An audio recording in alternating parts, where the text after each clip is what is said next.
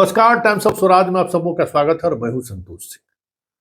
और आज हम टाइम्स ऑफ स्वराज में बात कर रहे हैं कि ये जो फर्जी शिक्षक जो बहाल हो गए हैं, जिनको बाहर करने के लिए इतनी बड़ी कवायद इन दिनों चल रही है। हालांकि पाठक के जाने के बाद थोड़ी सुस्ती बरती गई है, कई जगह रोक दी भी गया है, लेकिन ये क्या है? मतलब एक तो नौकरी दे दिए, ट्रेनिंग दे दिए, सब कुछ पोस्टिंग दे दिया। अब वो सही है कि फर्जी है कि ओरिजिनल है, उसकी जांच में लगे हुए हैं। पूरी मशीनरी उस पर लगी हुई है। इसके लिए कौन जिम्मेवार है भाई?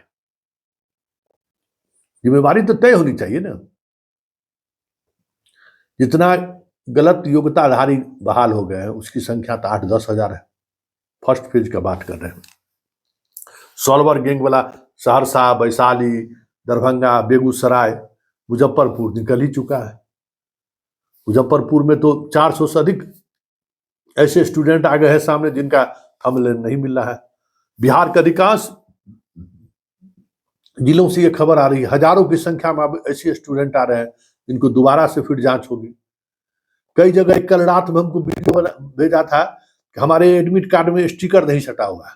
सो बहुत जगह परीक्षा सेंटर पे स्टिकर सटा ही नहीं गया था। अब ये स्टिकर साटने या नहीं सटने का मामला क्या है, उन लोगों का थंबनेल का वेरिफिकेशन रोक दिया गया है।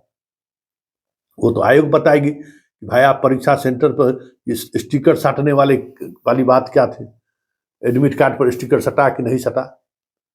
लेकिन बड़ा सवाल है ना, इतने बड़े स्तर पर बहाली और इतनी तरीके की समस्याएं अब आ रही है, तो ये जल्दबाजी किस काम का भाई? आप पाठक जी, आज आप असहज हैं सरकार आपको रोक दिया कि ये काम फैसला आप नहीं ले सकते हैं।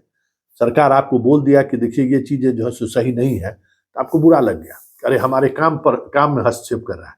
लेकिन आप जो काम किए कि जितनी बहालियां हुई, जिस बहाली के दौरान उसकी अच्छे तरीके से काउंसलिंग होनी चाहिए थी, 15 दिन का समय लगता, सबकी जांच होनी चाहिए थी, जो आज आप कर रहे हैं। सरकार का जो उतना पैसा खर्च हुआ, हर जगह डैट सेंटर से लेके टाइट सेंटर तक सब जगह नया नया प्रशिक्षण केंद्र खोले, प्रशिक्षण दिलवाए।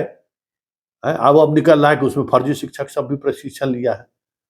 जिस सब्जेक्ट में क्वालिफिकेशन है उसका वो क्वालिफिकेशन का आहारता उसके पास नहीं है। ये बहुत सारी चीजें अब सामने आ रही है ना। अतुल प्रसाद जी रिजल्ट निकाल दिए, काउंसलिंग तो वो भी किए थे, अब पता नहीं कौन सी काउंसलिंग है, जितना कागज आया सबको उन्होंने मोहर मार दिया कि सही, verified verified verified. Anand Kishore बीच में एगो रिजल्ट निकाल दिए भाई।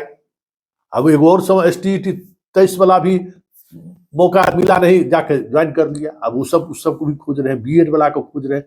मतलब पूरा हौच पौच, जिसको कहते हैं ना हौच पौच व्यवस्था, पूरा हौच पौच व्यवस्था हो गया फर्जी के कारण। जिम्मेवारी तय होनी चाहिए ना।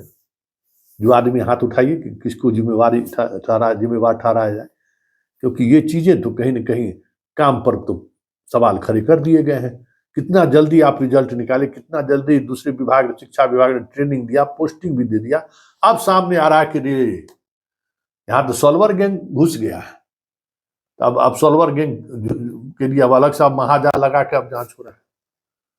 तो ये स्थिति, ऐसी स्थिति में क्या कहा जाएगा?